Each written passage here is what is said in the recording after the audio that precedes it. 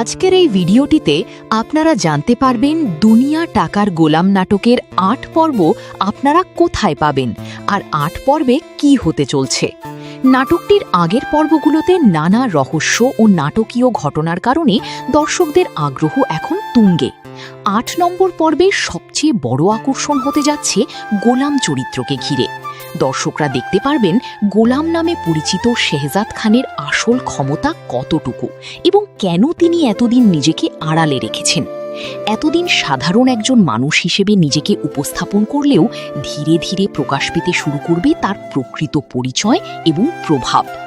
নতুন পর্বে আরও দেখা যাবে গোলামের লুকিয়ে থাকার পেছনে রয়েছে একটি বড় কারণ।